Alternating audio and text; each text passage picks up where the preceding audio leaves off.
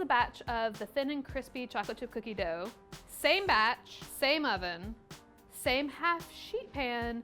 The only difference is I lined this tray with parchment and this tray with silicone. You may have noticed that 100% of my cookie recipes specifically call for a parchment-lined baking sheet. This is why.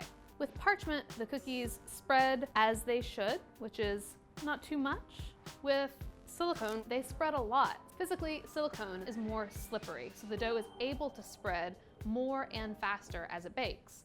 This causes it to brown more because it's a thinner amount of dough that's able to cook through faster. Here's the same results with my homemade Lofthouse cookie style sugar cookies. With the parchment, they stayed nice, thick, and cakey, which is what the cookie is supposed to be. And on the silicone, they spread out more, becoming thinner and a little bit more pancakey. I mean, look at this.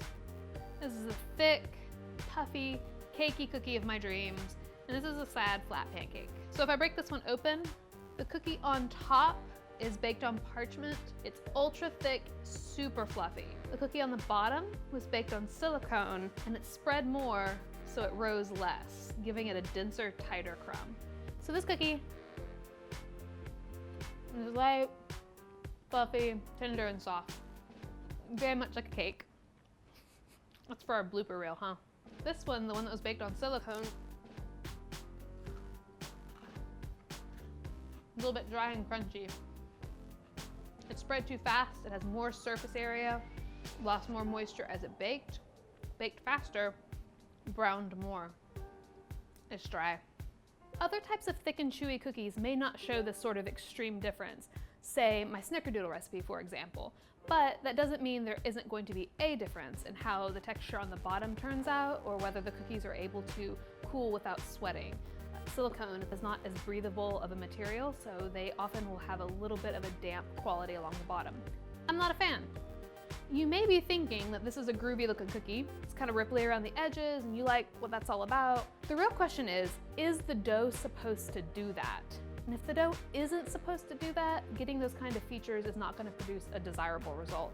So in this case, because the cookie did not spread out too fast, this cookie has a really delicate, porous structure so that when you bite into it, it's tender, it's crisp, it's delicate, it's wonderful.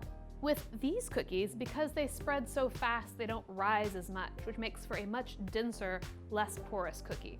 I mean, real talk, these cookies are fucking gross. They're dense, they're greasy, they're hard, they're not delicate. These have a nice, shattering, just tender, crisp quality. These are just hard. This is like if you've ever had bad peanut brittle, that's what these are.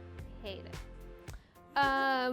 Also, because parchment is absorbent and moisture wicking, it makes the cookies less greasy because the parchment actually absorbs some of that oil. Silicone is less breathable than parchment, so the cookies kind of steam themselves as they sit there. It's like a sweaty environment. It's like wearing a Lycra suit.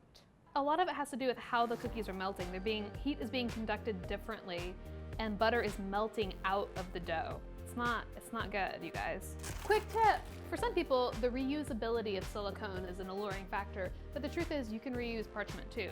Just wipe it down with a cloth and it's ready to go. You can wipe it down several times. If it's got a little chocolate stain, you might want to give it a slight buff to get it off, but this can be reused many, many more times.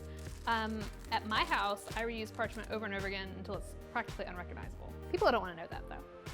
Saving trees, folks.